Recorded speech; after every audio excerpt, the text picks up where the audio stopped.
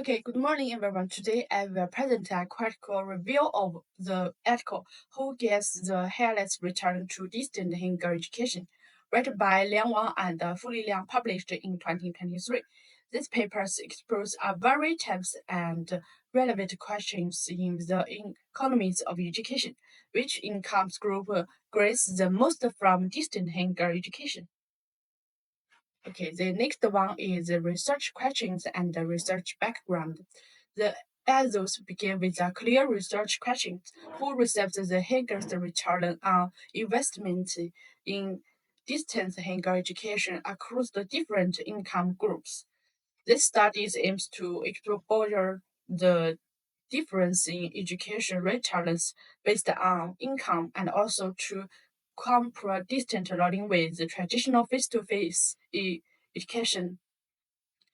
And the next one is research significance. This research is important for several reasons. First is contributions to the database about educational qualities. And second, it highlights how distant education can play a role in reduce income inequality.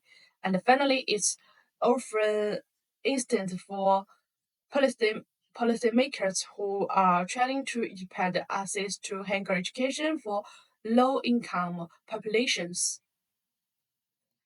And the next one is data and methods. The authors use data from the China Family Plan Studios. It's CFPS between 2010 and 2019, which plot rich and respective samples. The appeal the merit and focus and quality reviews.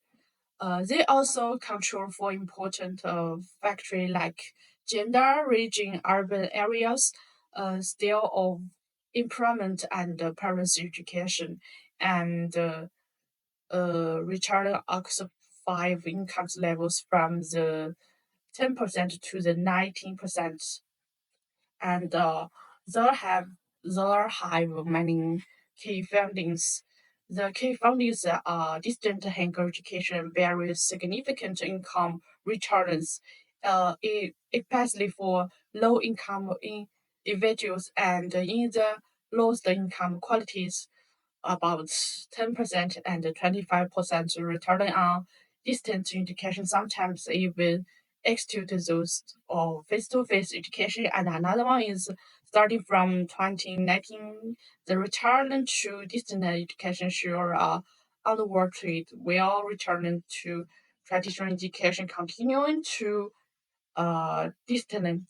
And there have some my opinions. I agree with the Edu's main arguments that distant education can be especially beautiful beneficial for low income learners.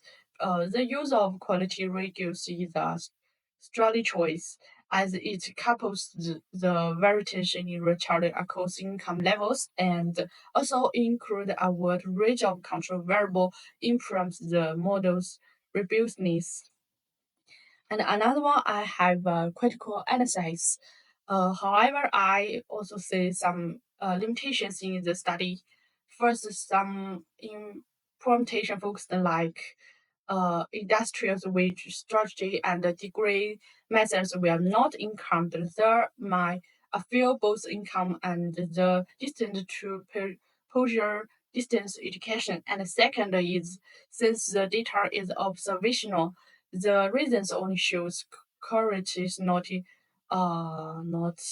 used, and there also are possible self-certification base, maybe low-income people are more likely to choose distant education and not necessarily because it leads to better returns.